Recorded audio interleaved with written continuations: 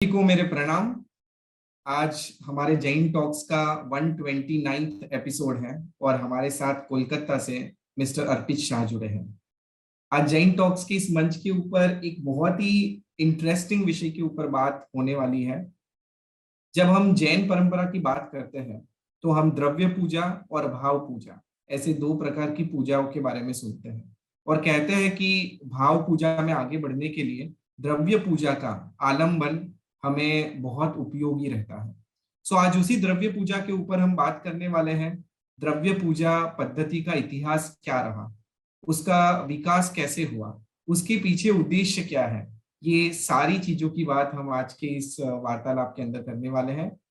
मैं पुनः धन्यवाद करता हूं अर्पित भाई का कि आज हमारे साथ वो जैन टॉक्स के इस मंच के ऊपर जुड़े हैं और आज की इस टॉक सेशन की शुरुआत करें उससे पहले मैं अर्पित भाई का आपको संक्षिप्त में परिचय देना चाहूंगा। Mister Arpit Shah is an avid history researcher, devotional singer, and also conducts various Jain pujas. He is well known as Jain Vidikarak from Kolkata. He has completed his CS and MBA in the field of corporate law and finance respectively, and currently works full-time for an MNC.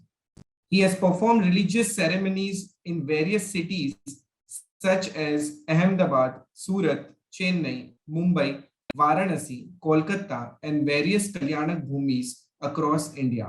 Recently, he wrote a book called Jin Puja, इतिहास के पन्नों से, a very interesting book which recounts the history of the puja paddhati of Purva, Madhya, and Arvachin Kal. Mr. Arpit Shah is also an avid traveler and has visited nearly 400 places across India and authored many articles on Jain pilgrimages. His website www.storiesbyarpit.com has more than 6 lakh views. Arpit's travelogue, Prabhu Tamara Pagle Pagle, published in 2019, compiles the present location of Vihar Bhumis of Shri Mahavir Swami Bhagwan. मैं बहुत खुश हूं कि आज अर्पित भाई हमारे साथ जुड़े हैं और हम आज का ये पूरा टॉक सेशन एक क्वेश्चन एंड आंसर फॉर्म में लेके, और मैं सभी दर्शकों से भी कहना चाहूंगा कि अगर आपको भी द्रव्य पूजा पद्धति से लेके कोई भी प्रश्न हो, क्योंकि ये हमारी डे टू डे रोजिंदा जीवन के अंदर हम इन पूजा पद्धतियों का प्रयोग करते हैं, तो आपके मन में भी बहुत सारे क्वेश्चन हो सकते हैं इस पूजा पद्धतियों को लेके। जैसे हमारे साथ अर्पित भाई जुड़े हैं तो वो हमेशा हर चीजों के पीछे क्वेश्चन मार्क लगाते हैं कि ऐसा क्यों, ऐसा क्यों, और यही एक जो थर्स्ट है, ये क्वेंच है जानने की, वो उन्हें आज इस मुकाम तक लेके आई है। सो मैं आप सभी से भी अनुरोध करूंगा कि कोई भी प्रश्न है तो आप चैट बॉक्स के अंदर टाइप कर सकते हैं, Q&A में टाइप कर सकते हैं, या आप आपका हैंड रेज भी कर सकते हैं। अगर समय रहा तो हम आपको पैनल के ऊपर भी इनवाइट करेंगे और आप डायरेक्टली अर्पित भाई से आपके प्रश्न पूछ सकते हैं। सो अर्पित भाई, मुझे आशा है कि आप खुशहाल हो गए और हम, अगर आपकी अनुमति है, तो आज के टॉक सेशन की शुरुआत करते हैं। जी नील भाई, अवश्य। फर्स्ट ऑफ ऑल मैं आपका शुक्रगुजार हूँ, जैन फाउंडेशन का शुक्रगुजार हूँ, जैन टॉक्स का शुक्रगुजार हूँ कि आपने मुझे आमंत्रण दिया और एक इस मंच के माध्यम से मैं आपके साथ इंटरेक्ट कर सकता हूँ और आप सभी से कुछ न कुछ सीख सकता हूँ, कुछ न कुछ ज्ञान ले सकता हूँ। और यहाँ पे मैं कुछ ज्ञान बांटने नहीं आया हूँ, मैं सबसे ज्ञान लेने आया हूँ। एक वार्तालाप करेंगे और इस वार्तालाप के साथ साथ हम भी सीखेंगे, आप भी कुछ नया जानेंगे, तो बहुत आनंद आएगा। और इसके साथ साथ, क्योंकि ये जो टॉपिक पे आज हम बात करने वाले हैं, जो इस टॉपिक पे बारे में हम सोचने वाले हैं, ये हमें बहुत क्लियरली बताती है ये चीज के उद्भव कैसे हुआ द्रव्य पूजा का और धीरे धीरे कैसे उसने विकसित रूप लिया, प्राचीन काल में भी कैसे विकसित रूप से पूजा होती थी। और ये आज का जो विषय है ये मात्र और मात्र द्रव्य पूजा के ऊपर है और भाव पूजा पे मैं इस पे नहीं बात करूंगा, पर मात्र और मात्र द्रव्य पूजा के इतिहास के बारे में आज मैं जितना मुझे सीमित ज्ञान है उस सीमित ज्ञान में मैं मेरे पास जो पिरसने लायक होगा मैं अवश्य बताऊंगा। जी जी अर्पित भाई, सो आज की हम टॉक सेशन की शुरुआत करते हैं। तो मेरा सबसे पहला प्रश्न आपसे है, आपने टॉपिक ही ऐसा चुना है कि द्रव्य पूजा पद्धति का इतिहास। तो मैं जानना चाहूंगा, हमारे दर्शक जानना चाहेगी कि इस द्रव्य पूजा का उद्भव कब हुआ, कहाँ से हुआ। जी, तो अगर आपकी आज्ञा हो तो मैं एक प्रेजेंटेशन साथ में दिखाना चाहूँगा। जी तो बिल्कुल। Just give me a moment.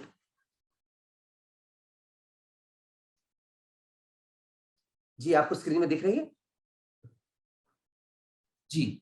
हाँ, तो सबसे पहले तो जैसे कि आपने कहा नील भाई कि द्रव्य और भाव पूजा दोनों हमारे अभिन्न अंग हैं हमारी संस्कृति के। तो यहाँ पे शास्त्रकार भगवंतों ने बहुत अच्छी उपमा दी है कि पूजा विधान जो है वो उपासना पद्धति का शरीर है और आध्यात्म साधना उसका प्राण है। तो ये दोनों ही बहुत आवश्यक है। ऐसा नहीं कि मुझे सिर्फ द्रव्य पूजा करनी है और उसमें भाव का समावेश नहीं करना है। और उस निर्गुण निर्गुण उपासना की लेवल तक जाने के लिए हमें उस परिणाम विशुद्धि तक जाने के लिए हमें द्रव्य पूजा का आलंबन लेना आवश्यक है, क्योंकि हम सब बाल कक्षा में हैं और उस बाल कक्षा में आगे बढ़ने के लिए और मोक्ष की साधना को सरल बनाने के लिए ये दर्शन पूजन भक्ति की शास्त्रकार भगवंतों ने बात बताई है। और कितनी अच्छी व्याख्या दी है कि जो जिन पूजन है वो एक स्वच्छ दर्पण की तरह है। यानी हमें अपने अंदर में रहे हुए परमात्मा तत्व को पहचानने के लिए इस पूजा का आलंबन लेना है, इस द्रव्य पूजा का आलंबन लेना है।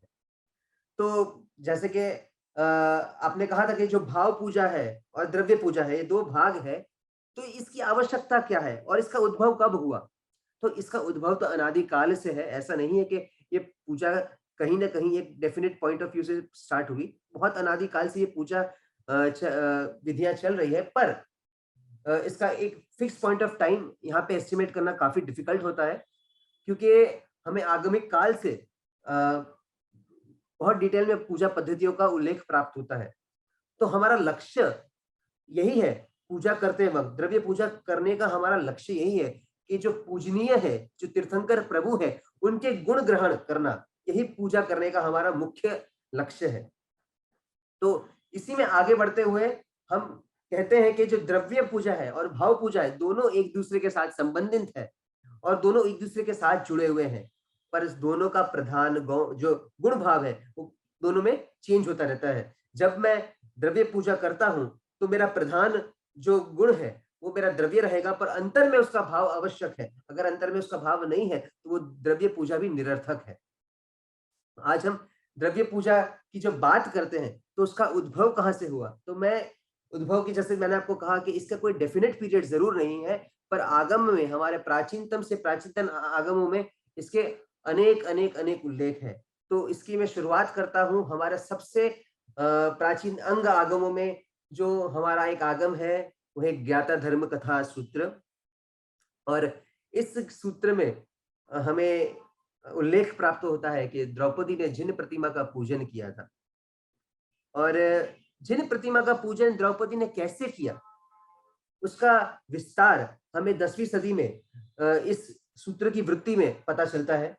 और इस वृत्ति में बताया गया है कि जिस तरह सूर्याभ देव ने प्रतिमा पूजन किया था और जिस तरह विजय देव ने प्रतिमा पूजन किया था, उसी तरह द्रौपदी ने प्रतिमा पूजन किया था।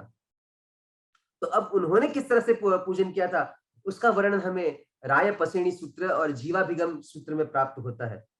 तो उन्होंने, इन दोनों ने, मतलब सूर्यावदेव और विजय देव ने 70 प्रकार से प्रतिमा का पूजन किया था। और इस पूजन में कौन कौन से द्रव्य यूज किए थे उसकी भी हमें जानकारी प्राप्त होती है। वो किस तरह आडंबर से आए थे परमात्मा की पूजा करने सिद्धायतन में आए थे, उसका भी हमें उल्लेख प्राप्त होता है। तो यदि हम एक कोष्टक में उनको दिखाना चाहे तो हम सामने स्क्रीन पे देख सकते हैं कि उन्होंने कैसे कैसे पूजा की। सबसे पहले सूर्यावदेव ने मोर पीछ से प्रमार्जन किया, फिर सुगंधी गंधोदक से अभिषेक किया, सुगंधी जल से परमात्मा का अभिषेक किया, फिर सुगंधी लाल वस्त्र से परमात्मा का अंगलुछना किया, फिर गोशीर से चंदन से प्रतिमा का विलेपन किया, फिर गंधकछाई वस्त्र से गात्र लुंछन किया, उसके बाद अखंडित देव दुष्य युगल पहनाए, पुष्पों की मालाएं सजाई, गंध पूजा की, चूर्ण पूजा की, वर्ण पूजा की, वस्त्र पूजा की, आभरण पूजा की, पुष्प घर से पूरा माहौल को सजाया, पंचवर्णी फूलों से पुष्प वर्षा की और अक्षत से उन्होंने अष्टमंगल का आलेखन किया और अगर, चीड़, लोबान जैसे अलग-अलग प्रकार के धूप किए और फिर बहुत भक्ति से स्तुति पूजा, स्तुति गान किया। तो इन 70 टाइप के अलग-अलग पूजा से उन्होंने जिन पूजा की। तो इस प्राचीन आगमों में हमें पता चलता है कि उस समय भी इतनी डिटेल में पूजा होती थी और इससे हम एक अनुमान तो अवश्य लगा सकते हैं कि ये जिन पूजा की जो पद्धति है वो काफी प्राचीन है और हो सकता है उसमें समय-समय में काफी बदलाव आए हैं, पर इसका इसका उद्भव काफी प्राचीन है। तो अर्पित भाई, आपने जो 17 प्रकार की पूजा बताई, तो ये 17 जी, प्रकार की पूजा और आज वर्तमान में जो 70 भेदी पूजा जी, प्रचलन में है, सो क्या जी। ये दोनों सेम है, सिमिलर है, कि उसमें कोई डिफरेंसेस है? देयर आर सम डिफरेंसेस, कुछ-कुछ डिफरेंसेस है और मैं सत्तरवेदी पूजा पे और डिटेल में बोलना चाहूँगा, पर हम पहले आगे बढ़ते हैं क्योंकि सत्तरवेदी पूजा के ऊपर मैंने अलग से एक पूरा सोचा है कि मैं उसको विस्तार में बताऊँगा। जी जी, नो प्रॉब्लम। सो अर्पित भाई, हम ये भी जानना चाहेंगे कि आपने बताया कि अलग अलग, अगर काल की दृष्टि से देखें तो आगमिक काल भी था, मध्यकाल भी था, और ऐसे अलग अलग काल जैसे जैसे आगे बढ़ते गए, हुँ, वैसे वैसे इन पूजा पद्धतियों में भी कुछ ना कुछ परिवर्तन होता गया होगा। सो हम अवश्य। उसके बारे में थोड़ा जानना चाहेंगे। तो जैसे मैंने अभी यहाँ पे आगमिक काल का वर्णन किया, तो इन उल्लेख के साथ-साथ और भी उल्लेख है आगमिक काल में। तो जैसे सबसे पहले महानिषद सूत्र में भी है कि गंध द्वारा पूजा करनी, मतलब सुगंधि चूर्ण द्वारा पूजा करनी, पुष्पमाला चढ़ानी, दीपक पूजा करनी, जल जल द्वारा अभिषेक करना, विलेपन करना, वस्त्र पूजा करनी, नैवेद्य पूजा करनी, धूप पूजा करनी, ऐसा उल्लेख हमें महानिषद सूत्र आगम में भी प्राप्त होता है। अ, एक अगर हम कॉमन लिंक देखें ना अगर सारी पूजाओं में, तो हम देख सकते हैं कि पुष्प पूजा काफी इंपॉर्टेंट थी प्राचीन काल में।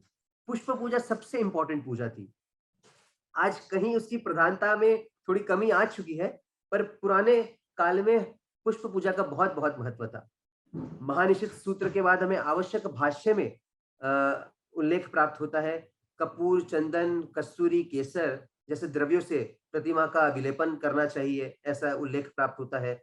सुगंधि पुष्प से पूजा करनी चाहिए और स्वर्ण, मोती, रत्न और उसकी अलग-अलग प्रकार की मालाएँ बना के परमात्मा को अर्पण करनी चाहिए और अलग-अलग प्रकार से अक्षत पूजा, नैवेद्य पूजा करने की भी विधि बताई है आवश्यक भाष्य में। अभी तक आपने जितने भी वर्णन देखे, उसमें जहां भी अभिषेक की बात आई, वहां पे सुगंधि जल द्वारा अभिषेक करने की बात आई है।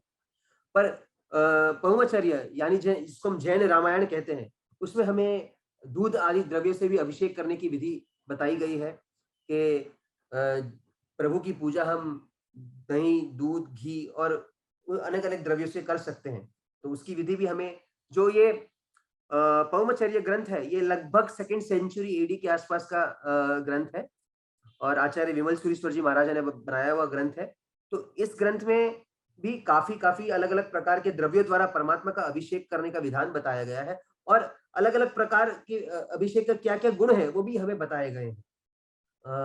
उसके बाद आगमिक काल में स्नानोत्सव होते थे। आज भी दिगंबर परंपरा में हम देखते हैं कि बहुत जगह महामस्तकाभिषेक होते हैं, जो अनेक अनेक वर्षों के बाद बड़ी बड़ी प्रतिमाओं पे बहुत सारे द्रव्यों के साथ 11 दिन 12 दिन तक अभिषेक होते थे। वैसे पूर्व काल में स्नानोत्सव होते थे जिसमें अलग अलग द्रव्य द्वारा भव्यता से अभिषेक का आयोजन होता था। दूर दूर से साधु साध्वी जी भगवंत इस महोत्सव का दर्शन करने आते थे। बृहत्कल्प भाष्य और समवायंग सूत्र की टीका में हमें स्नानोत्सव के विवरण प्राप्त होते हैं और मुख्य प्रतिष्ठा प्रसंगों में और बड़े बड़े पर्वों में ये किए जाते थे। तो ये जो स्नानोत्सव की जो बात करते हैं, उसमें अलग अलग द्रव्य द्वारा अभिषेक होता था, पर नित्य अभिषेक का जो क्रम था उसमें विशिष्ट द्रव्यों से होता था, पर पंचामृत से उतना अभिषेक नहीं होता था। पंचामृत के अभिषेक की जो क्रिया है वो बाद में आई, जिसकी मैं आगे चर्चा करूंगा। तो यहाँ पे मैं स्नानोत्सव की जो बात कर रहा था, ये स्नानोत्सव से धीरे धीरे होते हुए पूर्वाचार्यों ने सोचा कि ये इतने बड़े पैमाने पे ना होके उसका एक लघु वर्जन निकाला जिसे आज हम स्नात्र पूजा के रूप में मनाते हैं। तो उसका विवरण मैं आगे करूंगा। तो जैसे कि आपने कहा कि पूर्व काल के बाद आती है मध्यकाल की पूजा। मध्यकाल में भी अनेक अनेक प्रकार से पूजाओं का उद्भव हुआ। पर ये क्यों हुआ? उसके पीछे की एक बैकग्राउंड है जो मैं बताना चाहूँगा। वो था चैत्यवासियों का प्रभाव। पहले के काल में क्या होता था कि जो हमारे पूज्य गुरु भगवंत है, वो विचरण जब करते थे, तो आज के समय में जैसे उपाश्रय आदि की जो व्यवस्था है, वो पूर्व काल में नहीं थी। जो गुरु भगवंत थे, वो वन में, निर्जन स्थलों में, गुफाओं में चातुर्मास बिताते थे और शहर के बाहर हमेशा रुकते थे, उद्यानों में रुकते थे, चातुर्मास के समय में। उस समय उपाश्रयों की ऐसी व्यवस्था नहीं थी। तो उस समय पे क्या होता था कि जब जंगल आदि में विहार करते थे तो पूज्य गुरु भगवंतों को बहुत तकलीफ होती थी, बहुत उपद्रव का सामना करना पड़ता था। तब के श्रावकों ने फिर उनको कहा कि आप शहर में रहो, आप शहर में विचरण करो, आप शहर में जो बड़े-बड़े नगर थे उस समय, वहाँ पे उनकी जो बड़ी-बड़ी कोठियाँ थी, वहाँ पे वो रुकने लगे गुरु भगवंत। और फिर धीरे-धीरे अ, विहार तो चलते थे, पर कुछ-कुछ गुरु भगवंत ऐसे थे, जिनके अंदर शिथिलता आ गई और उस शिथिलता आने के कारण उन्होंने मंदिर के साथ ही उपाश्रयों का निर्माण करवाना शुरू कर दिया और उपाश्रय का जो निर्माण कराते थे और वहीं पे वो स्थिर हो जाते थे। वहाँ पे वो स्थिरवास करते थे, एक मठाधीश बन जाते थे। जैसे आज के दिन में श्वेतांबर परंपरा में यतियों की परंपरा है और दिगंबरों में भट्टारकों की परंपरा है। तो उसी तरह उसका जो पूर्व नाम है वो चैत्यवास कहा जाता था। चैत्य यानी जिनालय और वास मतलब जिनालय में वास करना। आज के दिन भी यदि हम देखें तो बहुत सारे प्राचीन जिनालयों में गद्दियाँ होती है, यतियों की गद्दियाँ। तो वैसे ही ये चैत्यवासी रहते थे, उसी मंदिर में रहते थे और उसी की आजीविका से अपना मंदिर भी चलाते थे और साथ-साथ अपना भी भरण-पोषण चलाते थे। तो उन्होंने उस समय में जब वो खुद ही मंदिर में रहते थे, तो उन्होंने क्रियाकांड का विशेष प्रचलन किया और नई-नई पूजा विधि का बढ़ावा दिया। तो मध्यकाल में जो नई-नई रचनाएँ हुई, उसकी मैं आगे बात करना चाहूँगा। तो सबसे पहले हमें आचार्य श्री हरिभद्र सूरीश्वर जी महाराजा 1444 ग्रंथ के रचयिता, वैसे परम पूज्य आचार्य श्री हरिभद्र सूरीश्वर जी के ग्रंथों में विविध प्रकार की पूजा पद्धतियाँ प्राप्त होती है। योग बिंदु, षोडशक प्रकरण, पंचवस्तुक संबोध प्रकरण, पंचाशक प्रकरण, ऐसे अनेक-अनेक ग्रंथों में हमें उल्लेख प्राप्त होते हैं जिन पूजा पद्धति के। तो यदि देख सकते हैं कि योग बिंदु में कहा गया है कि पुष्प, नैवेद्य, वस्त्र और स्तोत्र और शौच एवं श्रद्धा पूर्वक देव पूजन करना चाहिए। षोडशक प्रकरण में लिखा है स्वभाव वैभव के अनुसार प्रतिदिन नियत समय पे स्नान, विलेपन, सुगंधि पुष्प, धूप आदि इस द्वारा पूजा करनी चाहिए।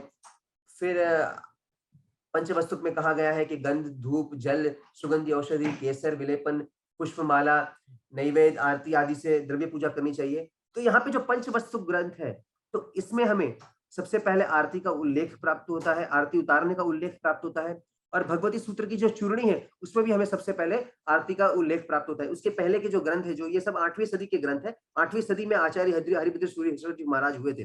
तो उस समय के पहले की जो ग्रंथ है, उसमें हमें आरती वगैरह के उल्लेख प्राप्त नहीं होते, पर पंचवस्तुक ग्रंथ में हमें सबसे पहले और भगवती सूत्र की चूर्णी में हमें सबसे पहले आरती का उल्लेख प्राप्त होता है। तो यहाँ पे हम देख सकते हैं कि इसी समय के आसपास ये सब परंपराएं आई होगी। उसके बाद संबोध प्रकरण में हमें विवरण मिलता है कि स्नान, विलेपन, आभूषण, वस्त्र, फल, गंध, धूप, पुष्प द्वारा पूजा करनी चाहिए। गंध पूजा यानी वासक्षेप या सुगंधि चूर्ण द्वारा पूजा। फिर पंचाशक प्रकरण में भी अलग-अलग बात बताई गई है कि सुगंधि धूप, सुगंधि औषधि, विभिन्न प्रकार के रस, जल, सुगंधि विलेपन, श्रेष्ठ पुष्पमाला, नैवेद्य, दीपक, सफेद सरसों, दही, अक्षत, गोरोचंदन और ये सब अलग-अलग द्रव्यों के द्वारा पूजा करने की बात बताई गई है। और सबसे पंचाशक प्रकरण के ग्रंथ में मंगल दीपक का भी उल्लेख बताया गया है। ये सब आचार्य हरिभद्र सूरीश्वर जी महाराज के ग्रंथ थे। और एक पाश्चात्य ग्रंथ है जिसका नाम है धर्म संग्रह। धर्म संग्रह ग्रंथ में बताया गया है कि उस समय जब आरती मंगल दीपक परमात्मा के समक्ष होते थे, तो श्रावक दोनों तरफ धूप वेखते थे, परमात्मा के ऊपर अखंड जलधारा चलती थी, परमात्मा के ऊपर अखंड पुष्प वृष्टि चलती थी। तो ये काफी आज के समय में ऐसा कुछ देखने हमें मिलता नहीं है। तो क्या भव्य माहौल रहता होगा? ये भी एक सोचने वाली बात है कि परमात्मा पे दोनों तरफ से पुष्प वर्षा हो रही है और यहाँ पे परमात्मा का की आरती हो रही है। तो ये भी एक अद्भुत माहौल होता होगा। तो पूर्व के महापुरुषों ने कुछ सोच के ही ऐसे अलग-अलग प्रकार की पूजा पद्धतियाँ बताई है कि हमारे अंदर में रहे जो भाव है, उसकी अभिवृद्धि कैसे हो। तो आचार्य श्री हरिपति सूर्य जी महाराज ने जो भी ग्रंथ बताए हैं, तो उसका मैंने एक यहाँ पे एक कोष्टक बनाने का प्रयास किया है, तो जिसमें बताया गया है कि उन्होंने कौन कौन से ग्रंथ में क्या क्या पूजा करने का वर्णन किया है। तो इन सब में अगर हम कॉमन देखें, तो जैसे मैंने पहले कहा कि पुष्प सब में कॉमन है, तो पुष्प पूजा सबसे सबसे इंपॉर्टेंट पूजा थी। फिर विलेपन पूजा का उल्लेख मिलता है, धूप पूजा का उल्लेख, नैवेद्य, स्नान यानी अभिषेक पूजा, सुगंधी औषधि, दीपक, सफेद सरसों द्वारा आलेखन, दही, आभूषण पूजा, वस्त्र पूजा, वासक्षेप द्वारा गंध पूजा, फल पूजा, आरती और मंगल दीपक, इन सभी के उल्लेख हमें आचार्य हरिभद्र सूर्य जी महाराज के ग्रंथ में प्राप्त होते हैं। पर यहाँ पे और एक रिसर्च की आवश्यकता यह है कि हर ग्रंथ में समानता क्यों नहीं है। एक हर ग्रंथ में अलग अलग प्रकार की पूजाओं का विवरण बताया गया है, उसका कारण क्या था, तो उसके लिए भी एक अलग प्रकार की रिसर्च की आवश्यकता है, जो इस दिशा में आगे बढ़े तो हमें कुछ और लाइट प्राप्त हो सकती है इस बारे में। फिर इस समय के बाद जो आचार्य हरिभद्र सूर्य जी महाराज का जो समय था, उसके बाद हम एक समय आता है जो 9वीं सदी 10वीं सदी का जो समय था, उसमें ऐसा हुआ कि एक यूनिफॉर्मिटी बनाने के लिए, जैसे आज के दिन हम अष्टप्रकारी पूजा करते हैं, तो एक यूनिफॉर्म पद्धति है, तो उस यूनिफॉर्मिटी को बनाने के लिए अलग अलग प्रकार की पूजाएं हुई।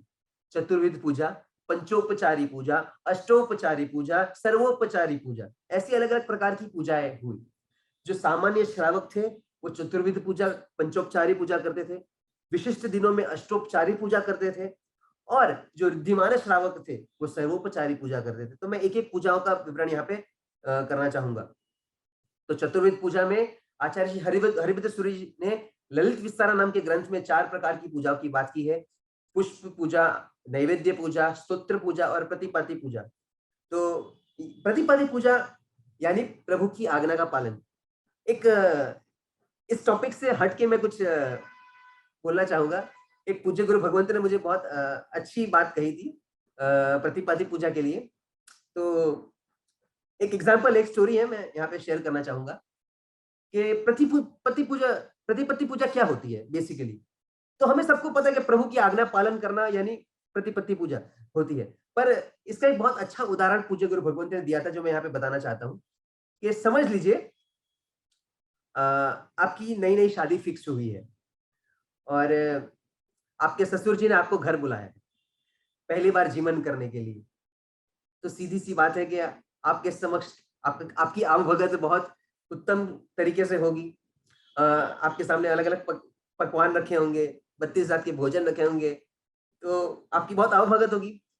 तो द्रव्य सारे उत्कृष्ट है वहां पे, पर समझ लीजिए कि आपको डायबिटीज है और फिर भी यदि उसका आग्रह किया जाए तो ये आज्ञा का पालन हुआ कि नहीं हुआ। आपने द्रव्य उत्कृष्ट रखे हैं वहां पे, पर आपको डायबिटीज है, जिसकी वजह से द्रव्य भले ही उत्कृष्ट हो पर ये योग्य नहीं है। तो उसी वजह से प्रभु की आज्ञा पालन करना सबसे बड़ी पूजा होती है, वैसे गुरु भगवंत ने हमें बताया था। तो थोड़ा ऑफ टॉपिक था, फिर भी मुझे इंटरेस्टिंग लगा तो मैं यहाँ पे बता रहा हूँ। फिर आचार्य जिनचंद्र सूर्य ने संवेग रंगशाला में भी बताया है चतुर्विध पूजा के बारे में बताया है, जिसमें नैवेद्य, वस्त्र, स्तोत्र पूजा आदि का विवरण किया गया है। और सब में जैसे मैंने कॉमन कहा, पुष्प पूजा तो सब में कॉमन थी। फिर 12वीं सदी में आचार्य नेमिचंद्र सूरीश्वर जी महाराज ने प्रवचन सारोद्धार में बताया है कि पुष्प, फल, नैवेद्य पूजा और वस्त्र पूजा के द्वारा चतुर्विध पूजा होती थी। फिर चतुर्विध पूजा के बाद आती है पंचोपचारी पूजा। ये पूजा सबसे कॉमन थी उस समय में। सामान्य श्रावक जो थे वो इन 5 द्रव्यों से नित्य पूजा करते थे, यानी डेली पूजा करते थे। ये 5 द्रव्य क्या थे? वो थे पुष्प जो सबसे कॉमन है, अक्षत पूजा, गंध पूजा, धूप पूजा और दीपक पूजा। ये 5 द्रव्य द्वारा दैनिक पूजा होती थी परमात्मा की। तो सामान्य प्रश्न आएगा कि इसमें एक पूजा जो बहुत कॉमन है आज के दिन में, जिसका नाम यहाँ पे नहीं है, वो है अभिषेक पूजा। तो अभिषेक पूजा क्यों नहीं है, तो उसके बारे में मैं आगे आपको बताना चाहूंगा। तो पंचोपचारी पूजा के विवरण हमें संबोध प्रकरण में मिलता है, चैत्यवंदन महाभाष्य में मिलता है, उपदेश तरंगिणी ग्रंथ में मिलता है और श्राद्ध विधि प्रकरण में मिलता है। तो इन सारे ग्रंथों में पंचोपचारी पूजा के उल्लेख प्राप्त होते हैं। उसके बाद आती है अष्टोपचारी पूजा, और अष्टोपचारी पूजा में भी अलग अलग द्रव्यों द्वारा परमात्मा की पूजा बताई गई है। जो आज के दिन हम अष्ट प्रकारी पूजा करते हैं, उसका उद्भव इस अष्टोपचारी पूजा से आया हुआ है। और इस अष्टोपचारी पूजा में पुष्प, गंध यानी वासक्षय पूजा, धूप पूजा, दीपक पूजा, अक्षत पूजा, नैवेद्य पूजा, फल पूजा और जल पात्र पूजा। यहाँ पे भी अभिषेक पूजा के बारे में नहीं बताया गया है, जल पात्र पूजा के बारे में बताया गया है। मैं अभी भी अभिषेक के बारे में नहीं बोल रहा हूँ, मैं उसके बारे में अलग से चर्चा करूंगा। और यहाँ पे जो जल पात्र पूजा के बारे में बताया गया है, यहाँ पे परमात्मा के समक्ष जल पात्र रखने का यानी प्रभु के सामने जल पात्र धरने का विधान था। आज प्राय ये लुप्त हो चुका है। बहुत प्राचीन जनालय में मैंने देखा हुआ है कि कहीं कहीं आज के दिन भी रखा जाता है जल पात्र, पर मुख्यत्व आज के दिन में हम यह विधान भूल चुके हैं। तो प्रकरण समुच्चय नाम के ग्रंथ में आचार्य श्री मुनिचंद्राचार्य बताते हैं कि ये अष्टोपचारी पूजा कब करनी है।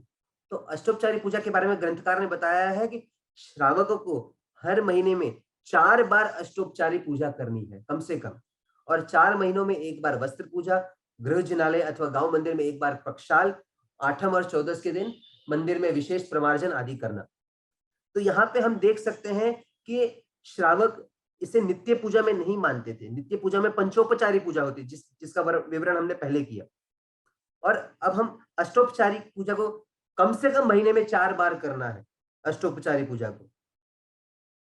तो अष्टोपचारी पूजा का विवरण भी हमें अनेक अनेक ग्रंथों में मिलता है। संबोध प्रकरण, चैत्यवंदन महाभाष्य, धर्मरत्न करंडक, विजय चंद्रचर्यम, फिर योग शास्त्र की टीका में कुमारपाल प्रतिबोध, शाल विधि प्रकरण, आचार उपदेश, इन सब जगहों पे हमें विवरण प्राप्त होते हैं। और इसमें भी जितने भी द्रव्य है वो समान है, कोई फर्क नहीं है, द्रव्य सब में सेम है।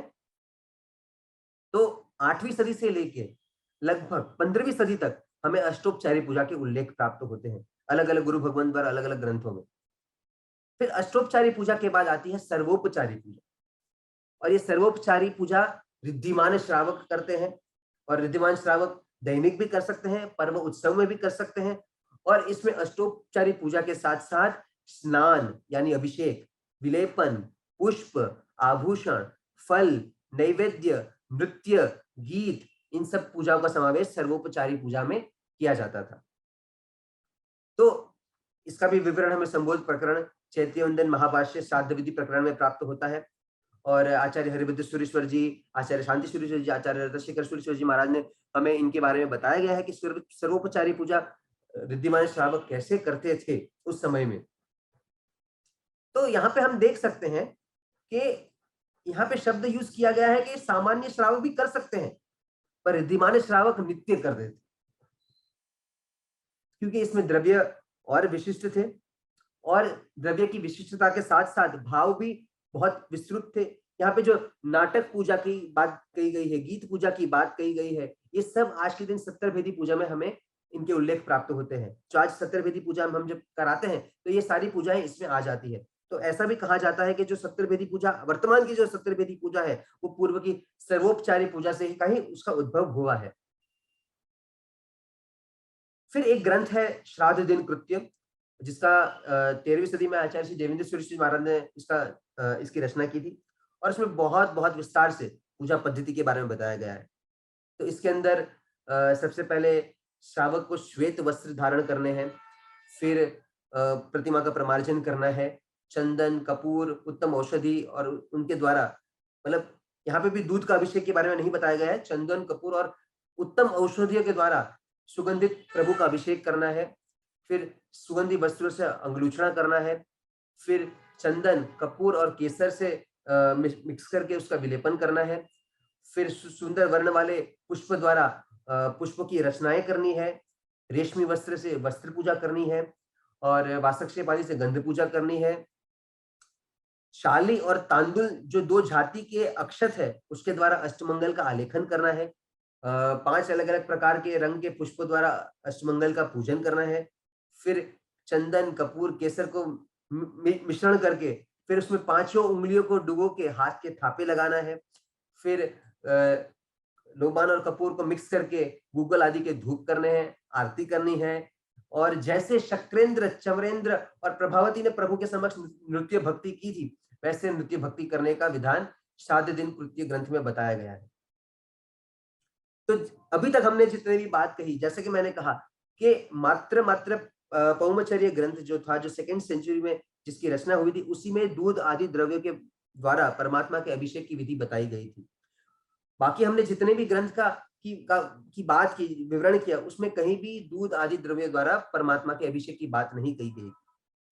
और अनेक अनेक ग्रंथ को जो हम आगे जिसकी हमने चर्चा की, उसमें बताया है कि पूर्व और मध्य काल में सामान्य श्रावक के द्वारा नित्य अभिषेक की विधि नहीं की जाती थी। ये पर्व के दिन में, कल्याणक के दिन में, विशिष्ट दिनों में अपने नियम, रिद्धि, प्रतिमा पदार्थ और अपनी परंपरा के अनुसार ये अभिषेक का विधान किया जाता था। मतलब मुझे अगर रोज करना है तो मैं रोज भी करता था, पर ऐसा कोई फिक्स नियम नहीं था। तो इससे कैसे पता चलता है कि फिक्स नियम नहीं था? तो हम आगे की बता सकते हैं कि संबोध प्रकरण में आचार्य हरिभद्र महाराज बताते हैं कि जिस तरह मिट्टी और वेणु आदि की प्रतिमा की पूजा पुष्प आदि से करनी उचित है, वैसे ही सुवर्ण आदि यानी पंचधातु की प्रतिमाओं का पक्षाल करना उचितम है।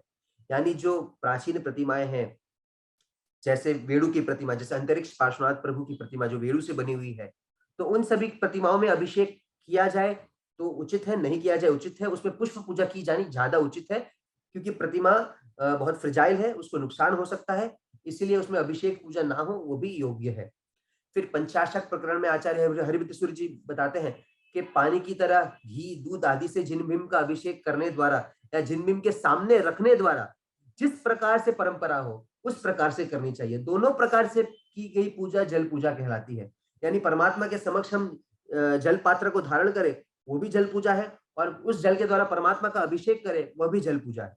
तो जो अष्टोपचारी पूजा में हमने जल पात्र रखने का विधान बताया गया था, उसके बारे में भी यहाँ पे आचार्य हरिभद्र जी महाराज बताते हैं कि दोनों प्रकार से की गई जल पूजा ही है।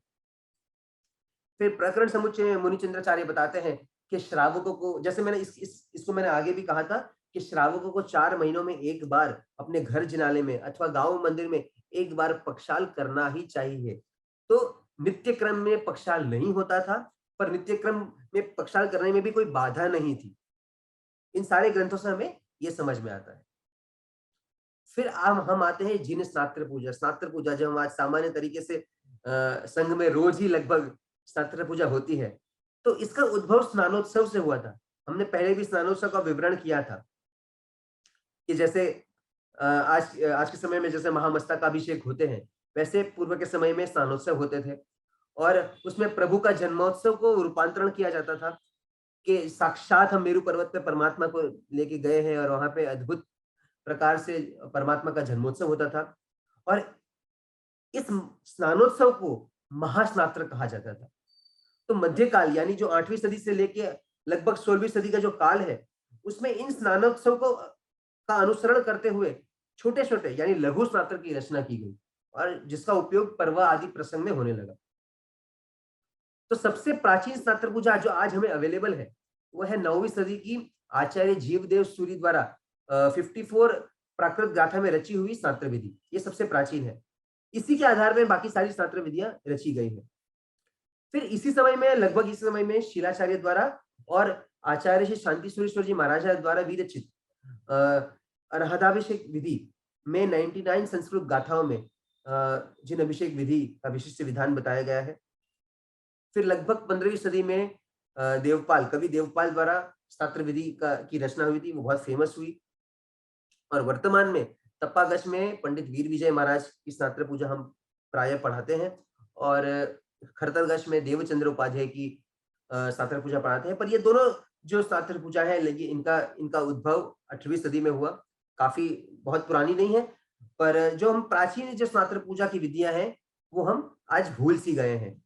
और कुछ कुछ रिचुअल्स ऐसे थे स्नात्र पूजा में जो आज हम भूल चुके हैं। अगर हम श्राद्ध विधि प्रकरण को देखें, तो श्राद्ध विधि प्रकरण में बताया गया है कि 3, 5 या 7 कुसुमांजलि के द्वारा कुसुमांजलि करनी है परमात्मा को, और फिर जिस परमात्मा को विराजमान किया गया है उनके नाम का जन्म कलश पढ़ के स्नात्र पूजा की जाती है। तो जो श्राद्ध विधि प्रकरण में बताया गया है कि कुछ क्रियाएं आज लुप्त हो गई है, तो कौन सी क्रिया है, तो मैंने उसका उल्लेख यहाँ पे स्लाइड में किया है कि भगवान के समक्ष केसर मिश्रित जल को रखना, उन सारे कलशों को धूप से धूपित करना, उसके अंदर सुगंधित जल भर के श्रेणीबद्ध रख के परमात्मा के सामने रखना और उसको अंगुलीषणा से ढकना।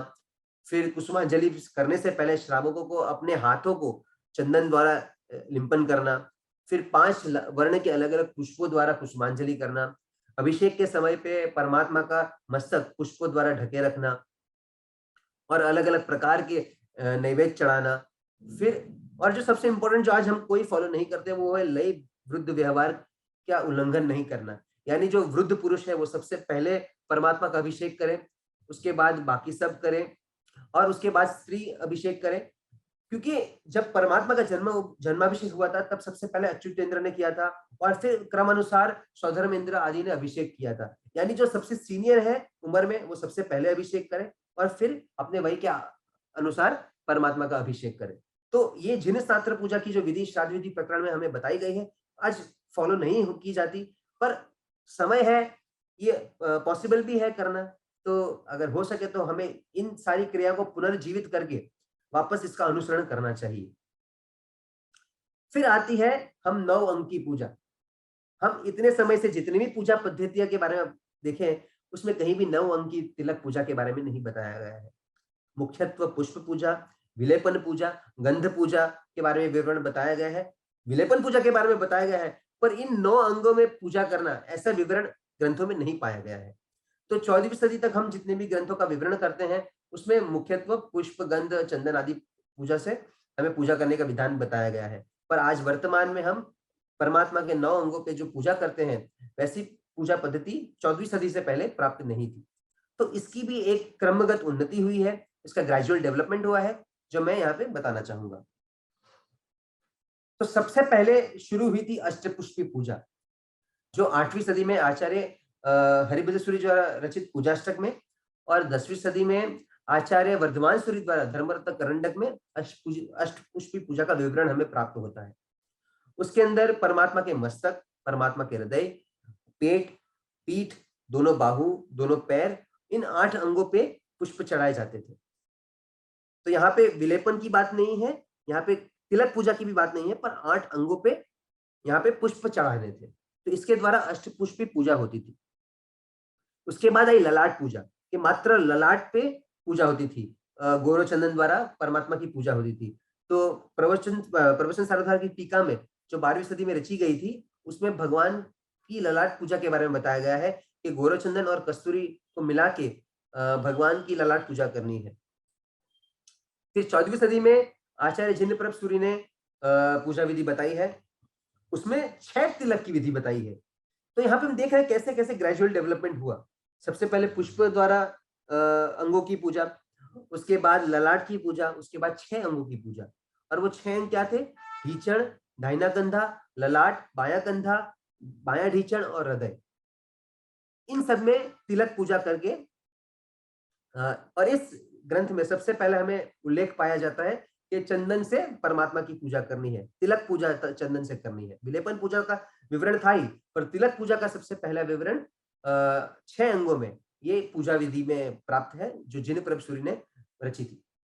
उसके बाद 15वीं सदी में पूजा प्रकरण नामक ग्रंथ पूजा प्रकरण में हमें प्राप्त होता है। ये पूजा प्रकरण की जो विधि है ये श्राद्ध विधि कौमुदी ग्रंथ में बताई गई है और इसके अंदर 9 अंग पूजा का उल्लेख है। ऐसा माना जाता है कि ये जो पूजा प्रकरण ग्रंथ है वो आचार्य उमास्वाति महाराज ने रचा था और इसके अंदर जो 9 अंग है वो है 2 चरण, 2 ढीचण, 2 हाथ, 2 कंधे और मस्तक। और यहाँ पे चंदन के द्वारा पूजा करने का विधान बताया गया है। पर आज के समय में जो कंठ, हृदय और नाभि का उल्लेख की पूजा हम करते हैं उसका उल्लेख पूजा प्रकरण में नहीं था। तो सबसे पहला क्वेश्चन है कि उमास्वाति महाराज की रचना को मैंने 15वीं सदी क्यों कहा? कि उमास्वाति महाराज तो 2nd सेंचुरी के आसपास का उनका समय काल माना जाता है। तो उसको समझने के लिए मैं इस पूजा प्रकरण के बारे में थोड़ा और बताना चाहूंगा। मैं थोड़ी स्लाइड्स को आगे ले रहा हूं, फिर मैं वापस पीछे आ जाऊंगा। हाँ, तो पूजा प्रकरण जो हमें पाया, जो आज के समय में जो हमें उपलब्ध है पूजा प्रकरण का जो ग्रंथ है, तो उसमें अलग अलग प्रकार की 9 की पूजा बताई है। उसमें 21 प्रकार की पूजा के विवरण है जिसके अंदर स्नान यानी अभिषेक, विलेपन, आभरण पूजा मतलब आभूषण पूजा, पुष्प पूजा, वासक्षेप पूजा, धूप पूजा, दीपक पूजा, फल पूजा, अक्षत पूजा, पान द्वारा पूजा, सुपारी द्वारा पूजा, नैवेद्य पूजा, जल पूजा, जल पात्र धरने की पूजा, वस्त्र पूजा, चामर पूजा, छत्र पूजा, वाजिंत्र पूजा, गीत पूजा, नाटक पूजा, स्तुति द्वारा और भंडार वृद्धि, इन 21 प्रकार से परमात्मा का पूजा करने का विवरण बताया गया है। और इसमें पंचामृत का अभिषेक के बारे में भी पूजा प्रकरण में बताया गया है। तो प्रश्न होता है कि क्या ये पूजा प्रकरण ग्रंथ ये आचार्य उमास्वाति महाराज की रचना है या नहीं है? क्योंकि आचार्य उमास्वाति महाराज तो पहली या दूसरी सदी में उनका जीवन काल माना जाता है। तो यदि इतने बड़े आचार्य जैसे तत्वार सूत्र आचार्य उमास्वाति महाराज ने उनकी रचना की है, तो उस समय में यदि अगर आचार्य उमास्वाति महाराज ने इसका प्रघोष किया हुआ है, तो और उसके बाद के ग्रंथ यानी आचार्य हरिभद्रेश्वरेश्वर जी महाराज के ग्रंथ और उसके बाद के सारे ग्रंथों में ऐसा उल्लेख नहीं पाया जाता, तो ये काफी आश्चर्यवान है। क्योंकि सबसे पहले इसका उल्लेख हमें सीधा डायरेक्टली 15वीं सदी में प्राप्त होता है। उसके पहले के कोई भी ग्रंथ में हमें पूजा प्रकरण के कोई भी उल्लेख प्राप्त नहीं होते। तो इसकी जो रचना शैली है, जो लैंग्वेज है, उसके ऊपर से जो लिंग्विस्टिक एक्सपर्ट्स है, उन्होंने इसका जो स्टडी किया और उसके साथ-साथ हमारे जो पूज्य गुरु भगवंत है, जो इतिहासकार है, जैसे कल्याण विजय जी महाराज साहब है, डॉक्टर सागरमेल जैन है, जैसे जो विशिष्ट संशोधक है, उन्होंने और लिंग्विस्टिक एक्सपर्ट्स ने इसकी भाषा को देखते हुए इसकी रचना काल को 14वीं शताब्दी के आसपास बताई है। इसकी रचना लगभग 14वीं शताब्दी में हुई थी और ये इनके जो द्रव्य का जो समावेश किया गया था, ये काफी लेट है, क्योंकि सुपारी, पान आदि का हमें विवरण और कहीं भी पूर्व ग्रंथों में प्राप्त नहीं होता। और आचार्य हरिभद्रेश्वरेश्वर जी महाराज ने भी इन सारी पूजाओं के बारे में नहीं बताया गया है, नौ अंग पूजा के बारे में नहीं बताया गया है, क्योंकि अगर उमास्वाति महाराज ने नौ अंग पूजा के बारे में बताया होता, तो उनके बाद के आचार्य भगवंत उनकी बात को टालते नहीं, उनकी बात को उसमें फेरफार नहीं होता और अचानक 15वीं सदी में अचानक इस बात का उल्लेख नहीं आता। इसलिए जो रिसर्च स्कॉलर्स है और कल्याण विजय जी जैसे गुरु भगवंत है, उन्होंने बताया कि लगभग ये 14वीं सदी की आसपास की रचना है पूजा प्रकरण। तो मैं वापस ये नव अंग पे चला जाता हूँ, नव अंग पूजा के बारे में। तो हमने पूजा प्रकरण की बात की, फिर इसी पूजा प्रकरण में जो उल्लेख है वैसे ही सेम उल्लेख हमें प्राप्त होता है आचारोपदेश ग्रंथ में। वो सेम उल्लेख हमें प्राप्त होता है, वो भी 15वीं शताब्दी का ग्रंथ है। और विशंति स्थानक चरण में भी हमें जो 15वीं सदी में रचा गया है, वो आचार्य जयचंद्र सूर्य द्वारा रचना किया गया है। उसमें भी हमें नवंग पूजा का उल्लेख बताया गया है। उसमें कहा गया कि सबसे पहले ललाट में पूजा करनी है, उसके बाद चरण में, जानु में, हाथ में, कंधे में, मस्तक में और ऐसे 9 अंग पूजा करनी है। उसके बाद हम आते हैं तो 17वीं शताब्दी में हमें मेघराज मुनि द्वारा जो सत्रविधि पूजा की जो रचना की गई है, वो अचलगच में बहुत फेमस है। तो उसमें हमें 9 अंक का अलग-अलग विवरण मिलता है कि सबसे पहले चरण में पूजा करनी है, फिर जानु में पूजा करनी है, फिर हाथ में, फिर नाभि में, फिर हृदय में, फिर कंधे में, फिर कंठ में और ललाट में और फिर लास्ट में शीर्षिका। तो अचलगच के जो श्रावक हैं, वो आज भी इसी पूजा पद्धति को फॉलो करते हैं। क्योंकि उनका ये मानना है कि जो शीर्षिका है वो मोक्ष का प्रतीक है, उससे नीचे उतरना योग्य नहीं है, इसलिए वो नीचे से ऊपर क्रम में पूजा करते हैं। पर बाकी जितने भी गच है, तपागच, खरतरगच आदि जितने भी गच है, वो इस पूजा पद्धति को नहीं फॉलो करते, क्योंकि सकलचंद महाराज द्वारा जो सत्रविधि पूजा का विवरण बताया गया है, उसके अंदर जो वर्तमान हम पूजा पद्धति है, जैसे चरण, जानु, हाथ, कंधा, शीर्षिका, ललाट, कंठ, हृदय और नाभि का जो क्रम है, ये पाया जाता है। तो इन सभी से हमको जितने भी उल्लेख हमने ग्रेजुअल स्टडी किए, तो कैसे-कैसे हम आगे बढ़े। तो सबसे पहले तो अष्टपुष्पी पूजा थी, अंगों पे पुष्प चढ़ाए जाते थे। उसके बाद ललाट पूजा हुई और ललाट पूजा के बाद 6 तिलक आए, 6 तिलक के बाद 9 अंग की पूजा हुई, पर इन 9 अंग में भी कंठ, हृदय और नाभि नहीं थे। और उसके बाद 16वीं शताब्दी के तक कंठ, नाभि और हृदय का भी समावेश हुआ। तो इस तरह जो आज वर्तमान में हम 9 अंग की पूजा देखते हैं, तो उसका भी मैंने एक कोष्ठक बनाने का प्रयास किया है कि कैसे-कैसे ग्रेजुअली हमारा उद्भव हुआ 9 अंग पूजा में, जो आज हम वर्तमान में 9 अंग पूजा करते हैं। तो इस सारे विवरण में मैं ये नहीं कहना चाहता कि 9 अंग पूजा अशास्त्रीय है, बिल्कुल शास्त्रीय है, क्योंकि जो पूर्वाचार्य ने भाव हमारे बताए गए हैं कि इन 9 अंगों की पूजा द्वारा हमारे भाव में कैसी अभिवृद्धि होती है। पूर्व के समय में जो श्रावक थे वो भी उच्च कक्षा के थे और आज के समय में जो श्रावक है उनको इन 9 अंगों की पूजा के द्वारा परमात्मा के विशिष्ट गुणों को ध्यान में रखते हुए उस गुण हमारे अंदर आए, वह गुण हमारे अंदर आए, वैसी भावना करते हुए हमें 9 अंग की पूजा करनी है। तो उस हिसाब से पूर्वाचार्यों ने इन 9 अंग की पूजा का विवरण किया। अर्पित भाई, अक्सर ये हाँ, प्रश्न आता है कि ये 9 अंक की सीक्वेंस जो है वही फॉलो करनी है। अब किसी को ये सीक्वेंस नहीं मालूम है, अगर अगर वो अलग सीक्वेंस में पूजा कर देता है, उसके हम्म भाव बहुत अच्छे हैं, तो क्या हम्म उसमें दोष लगता है? नहीं, क्योंकि इसमें काफी दो। टाइम ऐसा लोग कहते हैं कि हम पूजा करने जाते हैं तो बहुत टोकते हैं, ऐसा नहीं करना वैसा नहीं करना, यानी हमारे भावों की तो कोई कदर ही नहीं है, ऐसे यंगस्टरों से कंप्लेन होती है। तो इसके ऊपर जी आपका क्या कहना है? जी, तो हमें किसी को ऐसे टोकना नहीं चाहिए। हाँ, उसको समझा सकते हैं। उनको हम उनकी पूजा होने के बाद उनको बाहर ले जाके उनको शांति से हम अपनी बात कह सकते हैं कि अगर तुम इस तरीके से पूजा करो तो तुम्हारे भाव की अभिवृद्धि होगी। क्योंकि हम यहाँ पे देख रहे हैं कि प्राचीन काल में भी 9 अंग में अलग-अलग अंगों का समावेश नहीं किया गया था। अचल गज के श्रावक भी नीचे से ऊपर पूजा करते हैं। तो हर पूजा पद्धति का एक रीजन है, हर एक लॉजिक है। तो किसी के लॉजिक को तोड़े बिना, किसी की भावनाओं को तोड़े बिना उनको 9 अंग पूजा का अर्थ समझाए, हर एक अंग के बारे में, उनकी विशिष्टता के बारे में समझाए, और यदि फिर उनको योग्य लगे और उसके आचरण करें तो उनके भाव में भी अभिवृद्धि होगी। उनका मन भी नहीं टूटेगा और उनको अगली बार मंदिर में आके पूजा करने के भी भाव जागेंगे। क्योंकि यदि हम पहले से ही अगर उनको टोक देंगे तो बोलेंगे छोड़ दो, यहाँ पे आना ही नहीं है अगली बार। तो ऐसा हो जाता है। खास करके यंगस्टर्स के साथ ऐसा होता है कि अगर आप उनको टोक देते हैं तो वो रास्ता ही गलत है। उनको शांति से समझाना चाहिए, उन उसके पीछे के भाव समझाने चाहिए, तो वो अवश्य सभी समझेंगे। जी जी।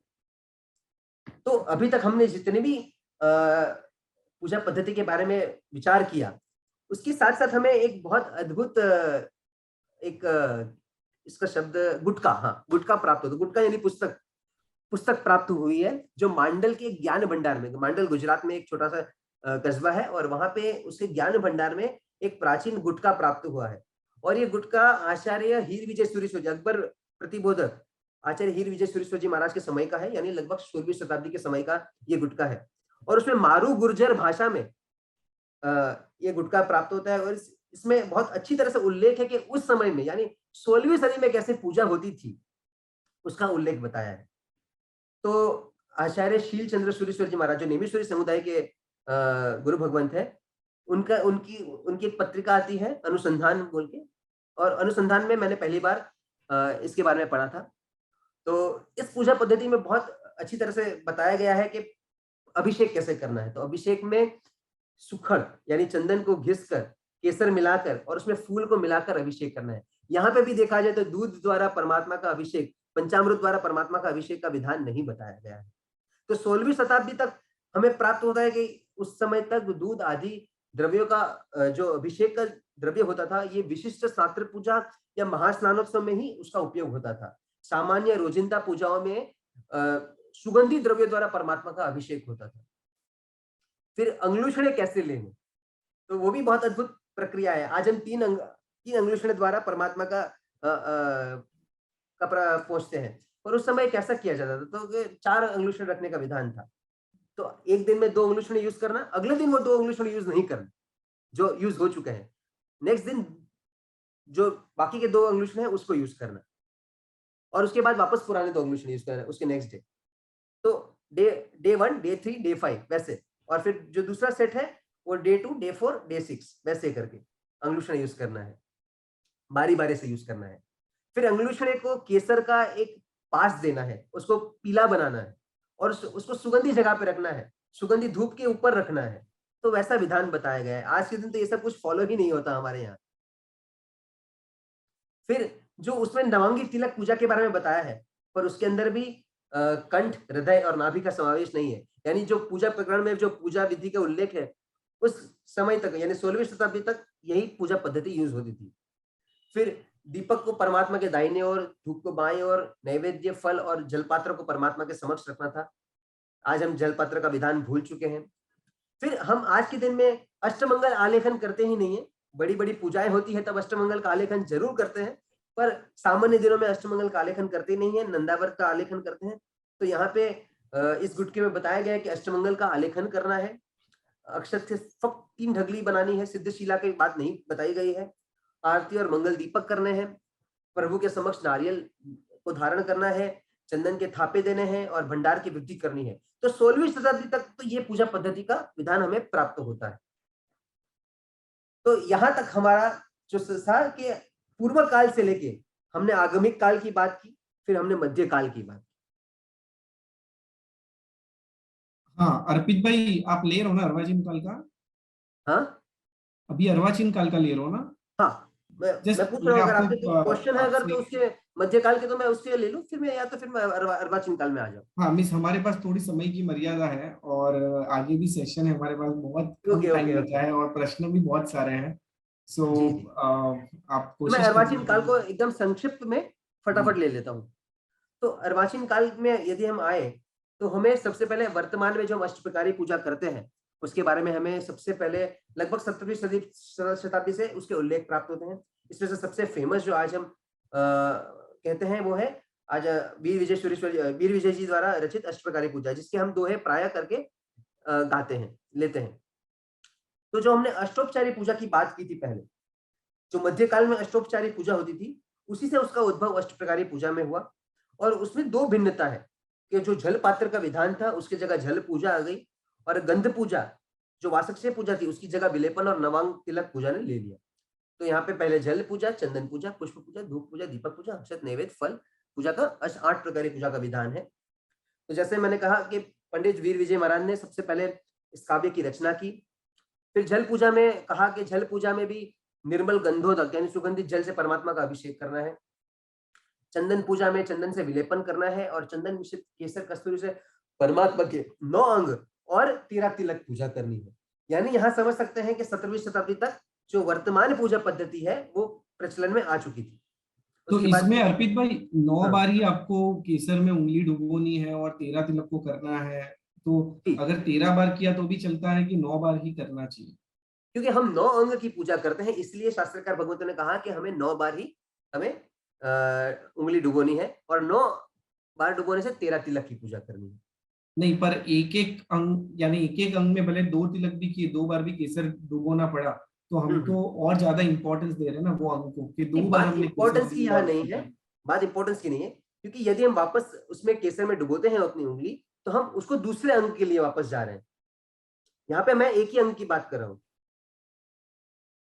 अगर जी मैं चरण की पूजा कर रहा हूँ तो दोनों चरण की मैं एक ही बार में पूजा कर रहा हूँ। फिर मैं जब दूसरी जानू में जाता हूँ तो जानू में मैं वापस दूसरे बार केसर लेता हूँ। वो हिसाब से यहाँ पे बताया गया है। इंपॉर्टेंस की बात नहीं है, इंपॉर्टेंस तो ऑब्वियसली नहीं। तो वो हिसाब से यहाँ पे शास्त्रकार भगवंत ने कहा कि 9 बार उंगली डुबो के 13 बार तिलक पूजा करनी है। जी जी। फिर पुष्प पूजा में सुगंध अखंडित पुष्प द्वारा पुष्प पूजा की बात बताई गई है। फिर पुष्प भी कैसे लेने, जो जो पवित्र स्थल में उगे हुए हैं, जो अपवित्र स्थल हो वहां से पुष्प लेने के लिए भी मना किया गया है। मोगरा, चंपा, मालती, बहुत सारे अलग अलग पुष्पों के द्वारा पुष्प पूजा का विधान बताया गया है। धूप पूजा में दशांग धूप और कृष्णागरु धूप के द्वारा धूप पूजा का विवरण बताया गया है। फिर दीपक पूजा में गाय के घी के द्वारा प्रगटाया हुआ दीपक पूजा करनी है, और खास करके बताया गया है, मार्गदर्शन दिया गया है कि दीपक को खुला नहीं रखना है, उसके ऊपर फानस अवश्य रखना है क्योंकि जीवों की विराधना होती है। फिर अक्षत पूजा में शुद्ध अखंड और उज्जवल अक्षत के द्वारा स्वस्तिक आदि नंद्यावर्त की रचना करनी है, और जो बीच की गैप्स है उसमें भी रत्न, धनसार, कस्तूरी जैसे द्रव्यों को भरने को कहा गया है। नैवेद्य अलग अलग प्रकार के बताए गए हैं, फल भी बहुत अलग अलग प्रकार के बताए गए हैं। तो ये अष्टप्रकारी पूजा की जो दोहे तो हम गाते हैं, अगर हम आज अष्टप्रकारी पूजा के जो दोहे गाते हैं ना, उसके नीचे का काव्य हम नहीं गाते कभी। दोहे ऊपर के जरूर गा लेते हैं, ये एक पूजा की ढाल जैसी है कि ऊपर के दोहे हम गा लेते हैं, पर नीचे की ढाल तो आज मुख्य तो किसी लोगों को पता ही नहीं है। तो ये हमेशा हमें पता करते हैं, जो पता करके अगर हम पूजा करें तो हमारे भाव में अवश्य अभिवृद्धि होगी। जी। फिर जैसे वीर विजय महाराज ने अष्टप्रकारी पूजा के बारे में बताया, वैसे ही 17वीं सदी में प्रेम विमल जी महाराज ने, 18वीं सदी में उदय रत्न महाराज साहब ने, 19वीं सदी में फतेह चंद्र सागर ने अलग अलग प्रकार से रासों की रचना की, और बहुत सारे गुरु भगवंत ने अलग अलग काल में इन शताब्दी लगभग 17वीं 18वीं 19वीं शताब्दी में ये सारे अष्टप्रकारी पूजा का महत्व बहुत बढ़ गया, और जो पुरानी परंपराएं थी यानी जो पंचोपचारी पूजा थी, अष्टोपचारी थी, सर्वोपचारी पूजा थी, वो धीरे धीरे गौण हो गई और अष्टप्रकारी पूजा ने ज्यादा महत्व लिया। फिर आती है सत्तरभेदी पूजा, जो मैंने कहा था कि मैं बाद में लूंगा। तो सत्तरभेदी पूजा के बारे में यहाँ पे बता कि आगम काल से ये सत्तरभेदी पूजा चलती आ रही है। पर कुछ फेरबदल यहाँ पे भी अवश्य है। तो वर्तमान में जो 70 प्रकार से जो पूजा होती है, वो है सबसे पहले जल पूजा, विलेपन पूजा, वस्त्र युगल पूजा, सुगंधि वास पूजा, पंचवर्ण पुष्प पूजा, पुष्पमाल पूजा, कुसुम अंग रचना पूजा, सुगंधि चूर्ण पूजा, ध्वज पूजा, आभरण पूजा यानी आभूषण पूजा, पुष्प ग्रह पूजा, पुष्प वृष्टि पूजा, अष्टमंगल पूजा, धूप दीप पूजा, स्तवन गीत पूजा, नाटक पूजा और वाजिंत्र पूजा। ये कुल 70 प्रकार की पूजाएं आज प्रचलन है। हम प्राय करके सकल चंद्र जी उपाध्याय और आत्माराम जी महाराज द्वारा रचित स्नात्र पूजा का को गाते हैं। तो जैसे कि हमने कहा कि फर्क है, अवश्य फर्क है, क्योंकि पहले की 70 विधि पूजा प्रकार की पूजा में अलग था, अभी 70 प्रकार की पूजा अलग है, थोड़ी अलग है। कुछ-कुछ पूजाओं जैसे पहले दीपक पूजा नहीं थी, तो धूप दीप को आज के समय में साथ में लिया गया है। पहले में 108 स्तुतियाँ होती थी, तो उसको आज हम गीत पूजा में ले लेते हैं। तो वैसे अलग-अलग प्रकार का थोड़ा बहुत फ़र्क फेर-बदल आया है, पर भाव मुख्यत्व सेम है। तो आज हम वस्त्र युगल पूजा करते हैं, तो पहले देवदुष्य पूजा की जाती थी। थोड़ा बहुत अंतर अवश्य है, पर मुख्यत्व सेम है। तो यही मेरा यहाँ पे कंक्लूजन है कि पूर्व काल से उल्लेख हमें अवश्य प्राप्त होते हैं, पर भिन्नता अवश्य रही है। मुख्यत्व पुष्प पूजा रही है। कोई एक पद्धति विशेष से पूजा करने की बात हमें शास्त्रकार भगवंत ने नहीं बताई है कि इसी प्रकार से पूजा करनी है। अलग-अलग प्रकार के द्वारा पूजाओं की बात कही गई है। कहीं पंचोपचारी, अष्टोपचारी, सर्वोपचारी, चतुर्विध पूजा के बारे में बताया गया है। अभिषेक में भी द्रव्यों की भिन्नता है। प्राचीन काल में दूध आदि पंचामृत का उतना प्रचलन नहीं था, धीरे-धीरे करके बढ़ा। पूर्व काल में वासक्षेप और विलेपन का बहुत ज्यादा महत्व था। 8वीं सदी से हमें आरती मंगल दीपक का विधान के बारे में पता चला और उस समय भी हमें उत्सव मनाते हुए आरती मंगल दीपक करना था। परमात्मा के ऊपर पुष्प वृष्टि करते हुए अभिषेक करना था। फिर 8वीं से 15वीं शताब्दी में समरूप बनाने के लिए अलग-अलग प्रकार की पूजाओं का उद्भव हुआ। सामान्य श्रावक के द्वारा पंचोपचारी पूजा की जाती थी, पर्व विशेष दिनों में अष्टोपचारी पूजा की जाती थी। विद्यमान श्रावकों के द्वारा सर्वोपचारी पूजा की जाती थी। अलग-अलग प्रकार के नित्य अभिषेक की विधि बताई गई है। और जैसे कि हमने कहा कि 16वीं सदी तक मुख्यत्व हमें विवरण प्राप्त होते हैं कि सुगंधि जल द्वारा ही परमात्मा का अभिषेक किया जाता था। अंगलूछने भी पहले किस तरह होते थे, आज किस तरह होते हैं, उसके भी बारे में हमने चर्चा की। और फिर नवअंग पूजा का प्रचलन बढ़ा। पहले ललाट पूजा से पहले अष्टपुष्प पूजा, फिर ललाट पूजा, 6 तिलक पूजा, 9 तिलक पूजा और 13 तिलक में हम परिवर्तित हुए। और उसके बाद अष्टमंगल के आलेखन से आज हम मात्र साथी और नंदियावर्त में आ चुके हैं।